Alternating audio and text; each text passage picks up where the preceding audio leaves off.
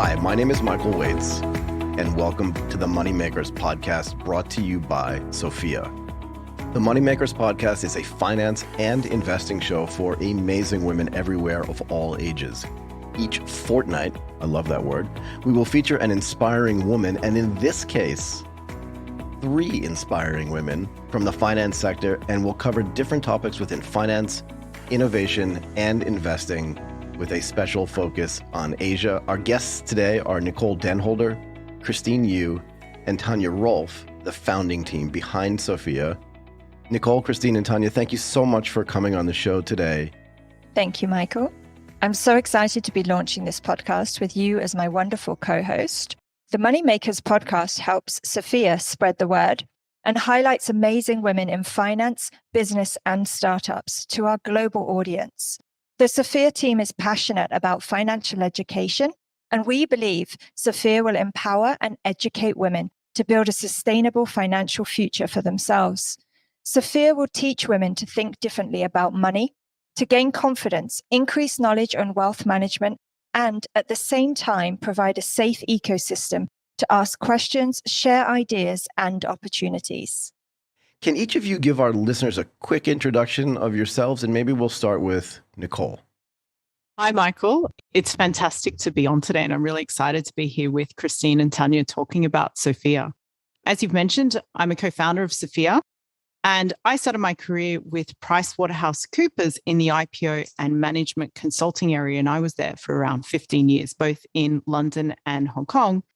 And just based on a lot of the experiences I had through meeting different companies in different countries, I realized that women weren't often in the CEO and leader roles, and that we need to really develop the right services and products that support women, families, and community.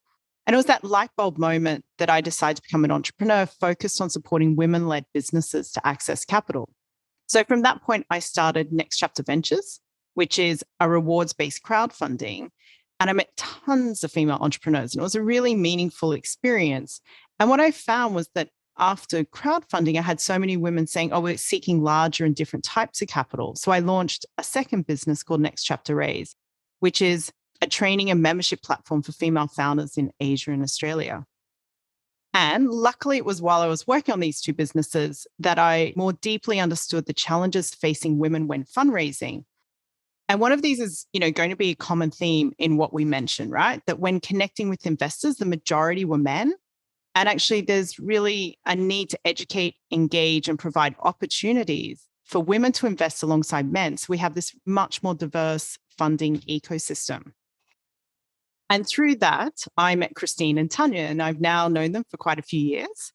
And with Tanya's work with the Lady Investment Club and her capital, and Christine at Angel Vest and Lapidary, we just found we had that common passion and single-minded goal of how do we get more women into the funding ecosystem, whether that's through investing, better understanding of their wealth management, or being a founder driving new business solutions. So that's how I've come to be here today. Awesome. Christine, do you want to give us some of your background as well? I'm happy to do that. Thanks for having me on the show today.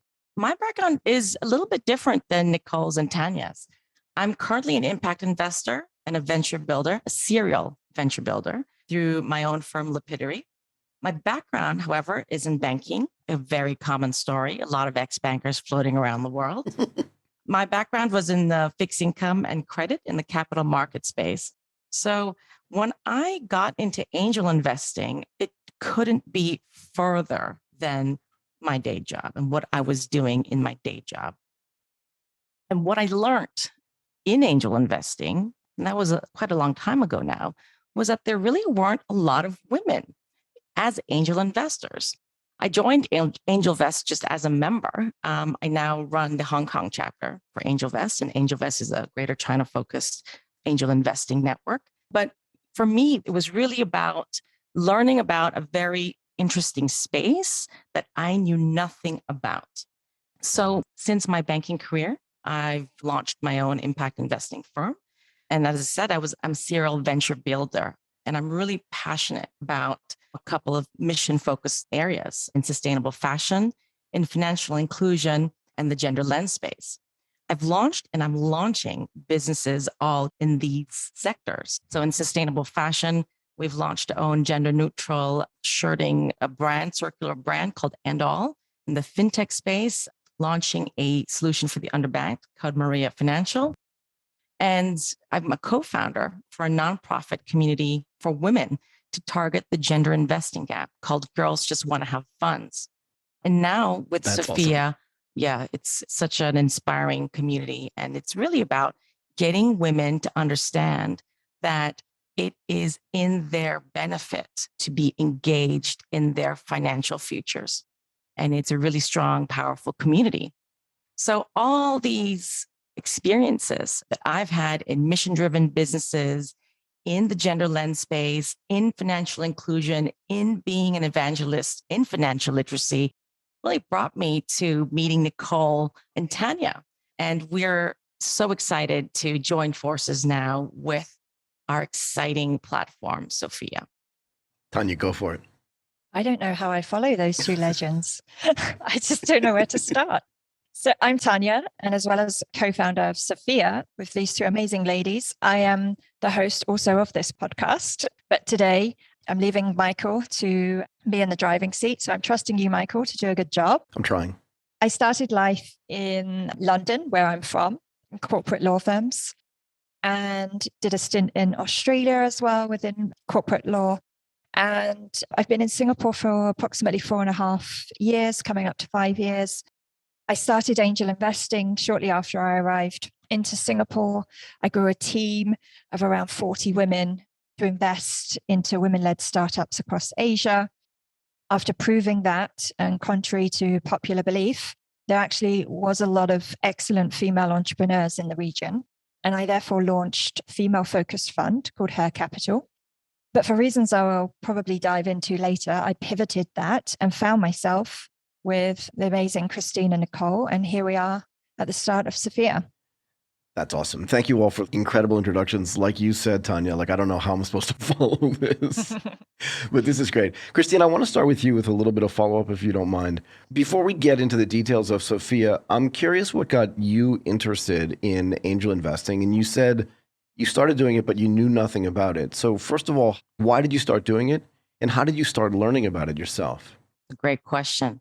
So in my day job, I was selling and distributing multi-million, multi-billion dollar bond transactions to institutional investors. Yep. And in the sales and trading world, whenever you have a new issue, primary issue, they give you a sales memo, right before you get this thing. And it's like a script, right? And I was just always fascinated, not about the structure, not about the actual thing that I was selling, but always about how the founder started this incredible business. Right.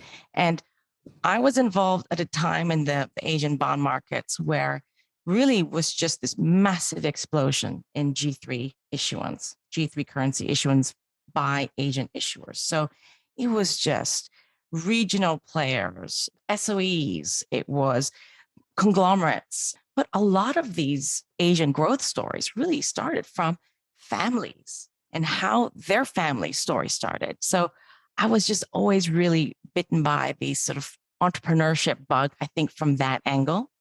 And I said, I really want to learn about actually investing and putting my money to work in something that will be this big in the future. Right. It was just after my MBA, and I was really looking for a post-MBA, something to get my teeth into. And I joined AngelVest as a member.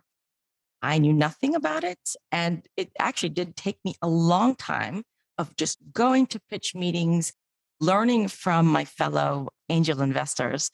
But it was so satisfying because even though it was really very intimidating at times to be in a room and just not knowing a thing about it, but it was a personal challenge and it was exhilarating and an amazing learning to be in such a great network and learning about investing.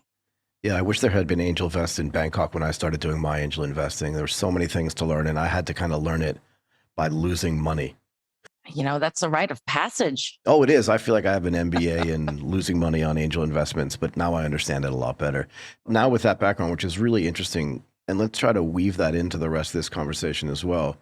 What is Sophia meant to be? What is it? And how does it connect with what we're doing here today? So, Sophia is a place to learn, invest, and change the world. That's what we like to say, and that's what we believe. Female founders, as we know, receive less than 3% of venture capital funding, and this has to change. Instead of focusing our solution on the female founder space, and there are many amazing platforms, including Next Chapter Raise, founded by the lovely Nicole, our solution is focused on empowering female investors through our innovative learning platform, which delivers investor education and creating like-minded communities of women who invest together. So just on the learning platform, it offers various learning tracks for both novice and experienced investors. But we also offer a strong community platform through cohort-based learning, as well as monthly live events. We really believe that these two things tie the ecosystem together to support women entrepreneurs across the world. And our majority focus is here in Asia.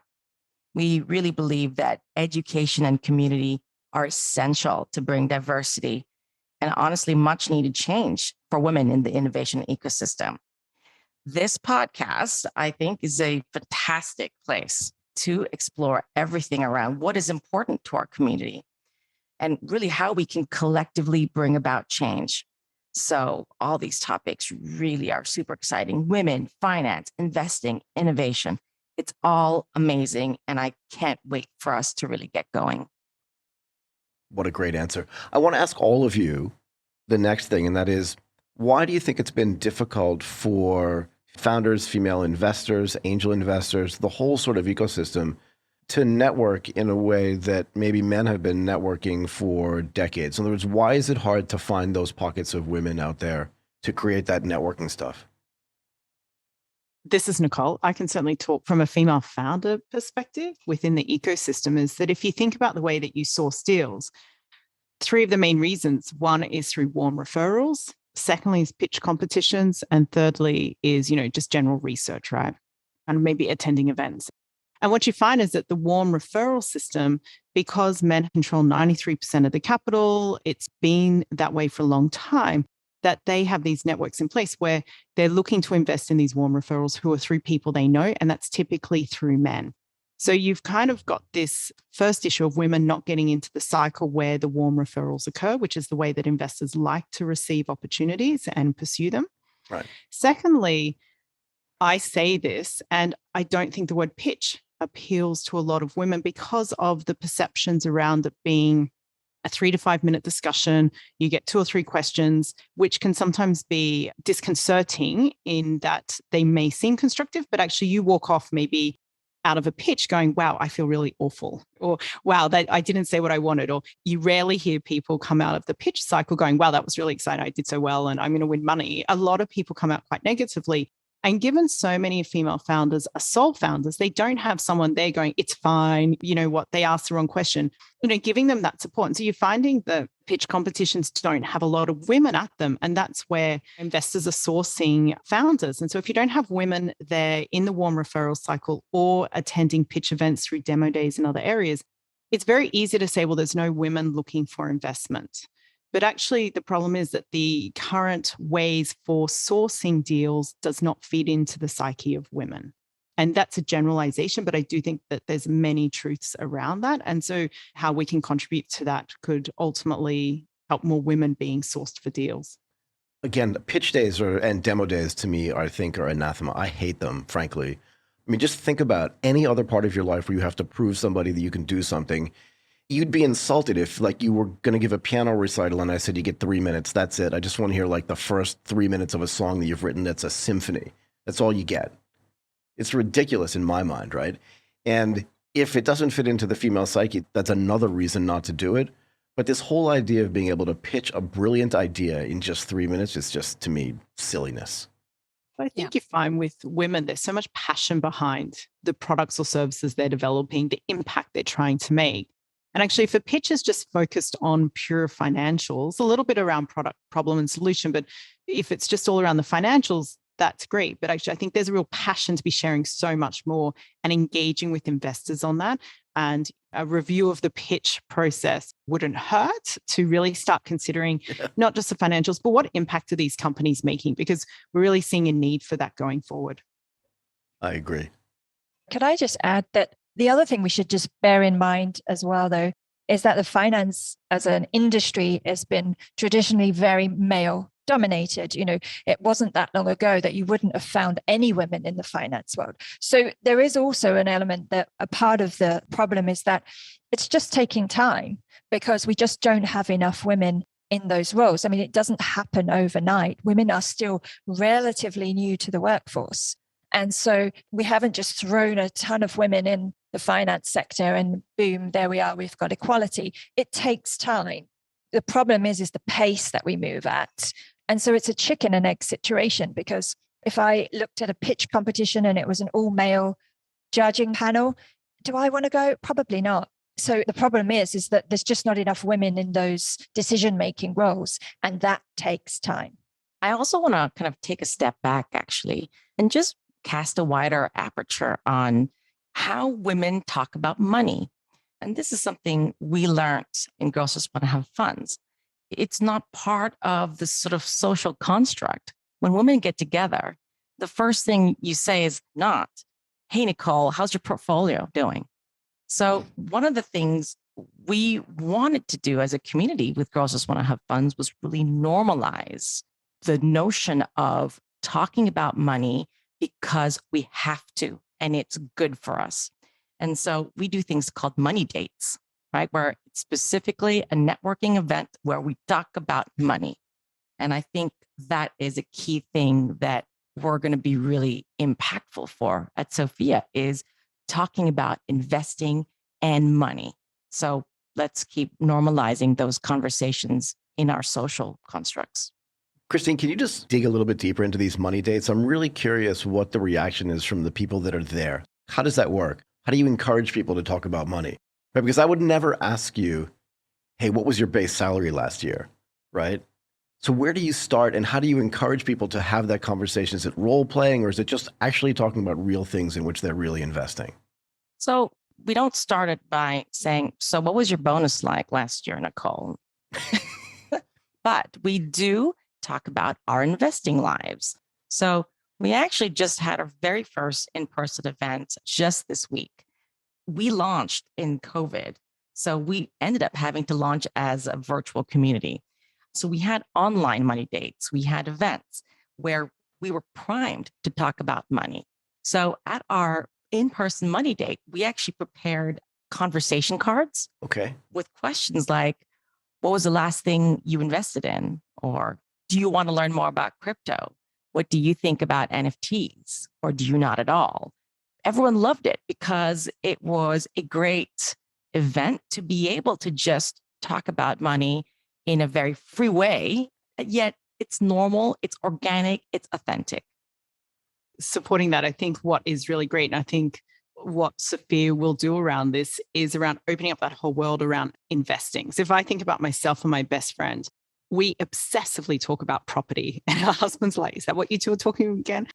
Obsessively. But what's interesting is, how do you start talking about all these other things that Christine has mentioned, and particularly investing in startups? It's risk and reward, right? And unless you know how that works, you probably never venture down that path. And so going to that wider discussion is really important, going out of the safe things that we know to something that is a bit of a learning curve, but is really interesting and can have some great opportunities in wealth creation.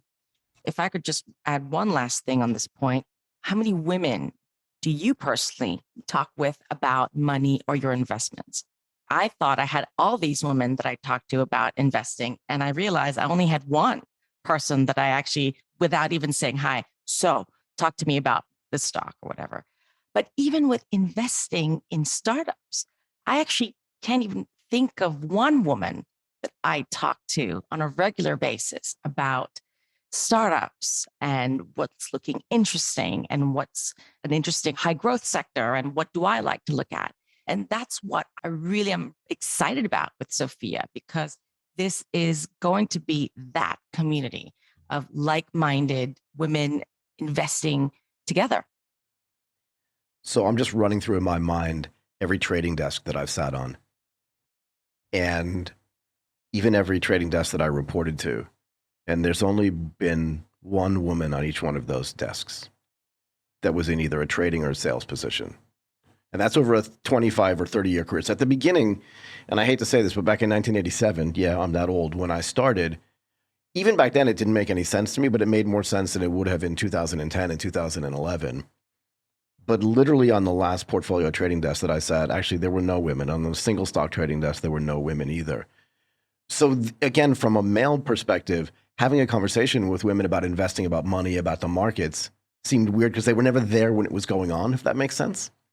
But I get it. And I'm sure, Christine, you probably had a similar situation as well. I don't know what your sales desk or your sales trading desk looked like, but I'm presuming that if you looked around, there weren't many people that looked like you, right? I think what I would say about what trading floors look like these days, and certainly in Asia, well, I can also talk about New York, but there are more women on sales desks, on trading desks. I never felt that that was the issue.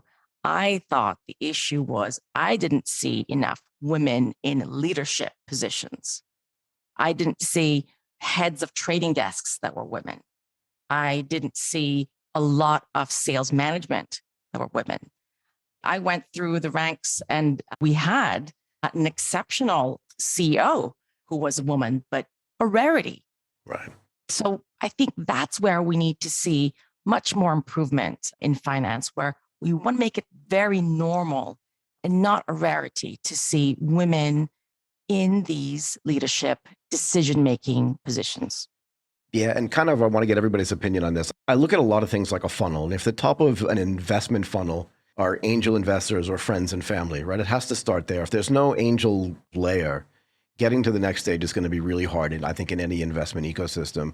But I think above that layer, if you really think about it, and again, tell me where I'm wrong, there has to be some kind of educational layer, and whether it's formal or informal, if you don't know what angel investing is, you'll do what I did and have your first angel investment be gigantic, which is silly, right? Your first angel investment should be a small amount of money to see what it feels like. We always used to say in the publicly traded markets, you don't know what it's like to have a position until you own it, right? You can always go, I knew Apple was going to go up. Well, sure, everybody did, but did you own it? Did you feel it? Did you have that fear of, shucks, it went down 4% today?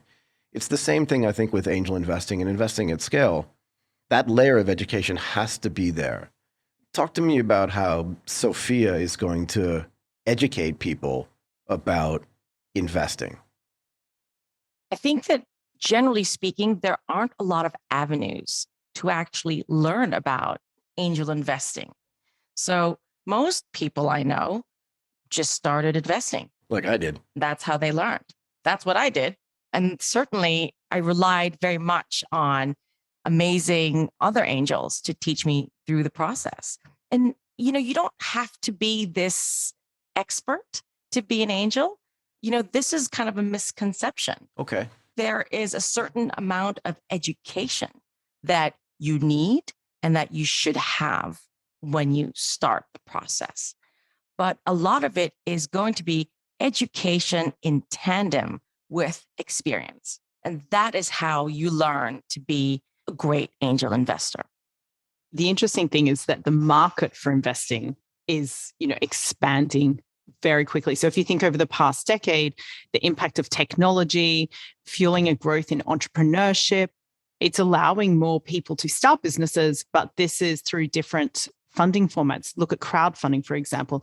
These are areas that are allowing more people to start and think about investing. And I think that's what's exciting about Sophia, because there's just going to be more businesses founded by women and more opportunities to invest. And so we really want women part of that growth opportunity. And it's really an untapped market. I was just going to refer back to something you said, Michael, around if we don't have enough angel investors, that's where we need to focus. And you're absolutely right, because actually, despite the big bucks going in at VC level, more money actually goes in to businesses at the angel level. So if we don't have many women, which we don't, investing, we have a majoritively male group of angel investors. it makes absolute sense that we have a majority of male founders funded. And so where we come in is that we want to educate and empower women at that angel level, because that's where we're going to see businesses, receive that angel capital from female angels and male too, but women are 2.5 times more likely to invest into female founders. So if we don't have women investing into small businesses at that angel round, the early stage, we will not have products and services, businesses run by women, serving women. Yeah, Nicole, I was going to ask you the same thing. Who is the target for Sophia? When you take a step back and think, who do we want to listen to what we're saying? Who are those people? So the target audience for Sophia is really a lot of women each of us know and kind of, I think, have met through our own journeys. And that's kind of also partially contributed to why we've seen the need. Because I think we've all been asked about how do we invest in startups? And we've recognized, okay, there's an opportunity here. And no one else is really covering that in terms of the education support required to think about building the confidence and knowledge. Tanya just mentioned the word empower, empowering women to go into that path. And so we're looking at women who are ready to invest. They're in that financial position where they're able to deploy capital, but they just don't know how or where to start. There's women who are curious to invest. They hear a lot about startups. They see that a major startup like Canva's just had a large intake of more investment. They've been valued at a very large number. What does that mean? How do I get involved? That sounds really interesting. There's women who are actively seeking just to increase their wealth. And they know a bit about investing, but they're looking for somewhere where they can learn a bit more and really get started on that journey. So they're ready to activate. They're looking for that path. And, these women could be from all walks of life. They could be in terms of financial security. They could be in corporate looking for interesting opportunities. They could be a successful entrepreneur that really feels that affinity and understands the challenges of building a business and wants to give back and probably make some more money, but also deploy their money in a way that's contributing to a business and probably letting them be involved in that business a bit. So if I give you two examples of women I've talked to, one was a successful entrepreneur who sold her legal business she had run for 25 years. She often says to me, I want to invest in women, but I just don't know where to start. Can you help me? Right. And that's always been that kind of light bulb that's gone off. And I mean, that's just in a social place. We were chatting and she knows what I have done in terms of supporting women founders. And she's like, I really want to be contributing financially to growing them. And then secondly, I know a senior executive who's passionate about sustainability and, is happy in corporate, likes her job, doesn't want to change her job, but really would like to get more involved in the sustainability industry and contribute. She has some confidence about investing, but she's talked to me about, well, how can I invest in a startup aligned with my passion in sustainability? And, either be able to mentor them or share her knowledge or help network to actually contribute financially, but also be a bit involved in that business, because that's kind of putting air into her existence, right. Got a great job, but wants to do something else. And so we don't all have to change jobs to go into entrepreneurship. We all don't have to change, but sometimes investing can give you that air that you're looking for and kind of reignite some energy around a passion you have. It's a really interesting point, right? If I want to buy stock of Apple, I know where to go. If I want to buy stock in NTT Docomo, I know where to go. It's just a listed security. But in the private markets, besides the fact that there's lack of information about what's good and what's bad, there's also lack of information about just even where it is.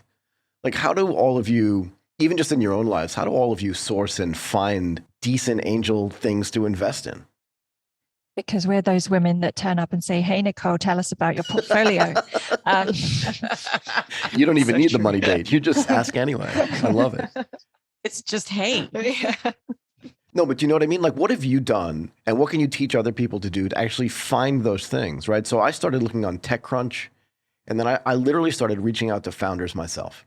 And it was from that I became an LP in a fund. And once you're an LP in a fund, then the deal flow kind of comes to you. But most angel investors aren't going to become limited partners in funds. So how do you find the deal flow?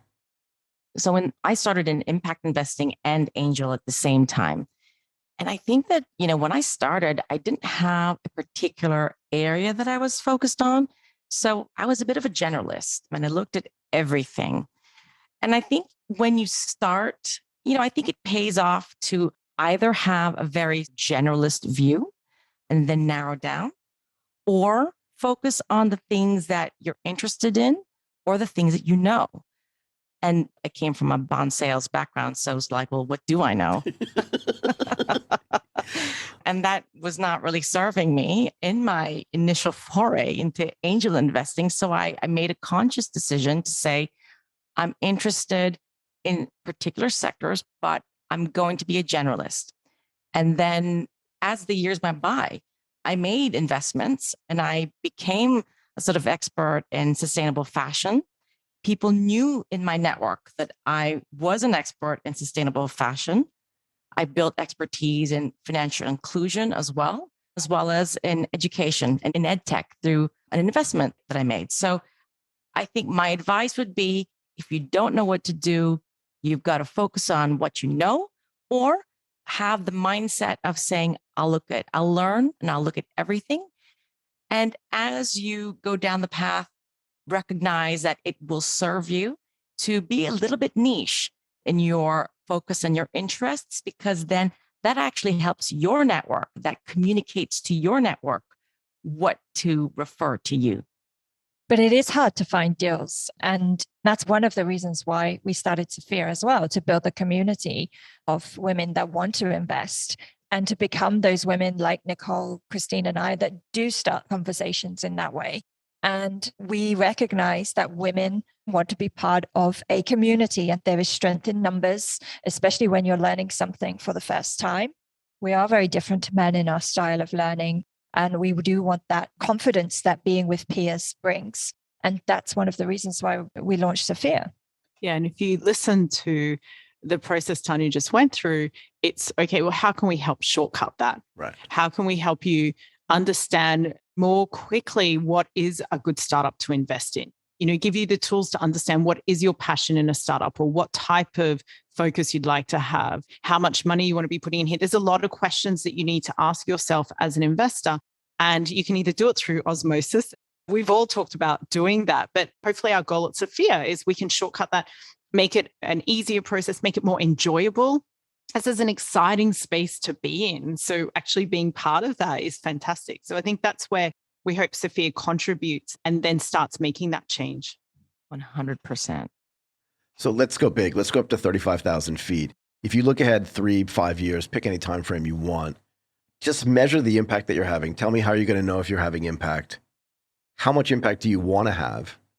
And is this a regional thing? Is this a global thing? What's the sort of overall vision for this? We're launching with Singapore, Hong Kong, and Australia markets because Nicole and Christina are in Hong Kong. I'm in Singapore. We know Australia very well. Nicole is obviously Australian. It makes sense. And so we're launching here. Beyond that, we will roll out to the rest of Asia and possibly beyond. My dream is to be the go-to education platform for women, the place women think of when they want to support women founders, the place they come to be part of a community, to start their investment journey. I want to grow our team.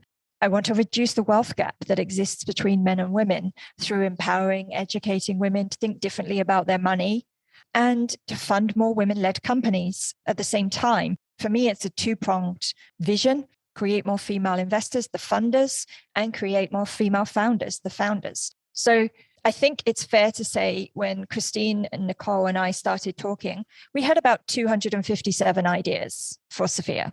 And I think that we've taken the biggest slice of the pie with the best filling to launch, but there are 256 other slices of the pie yet to come. And so I think it's fair to say that there is a big ambition here.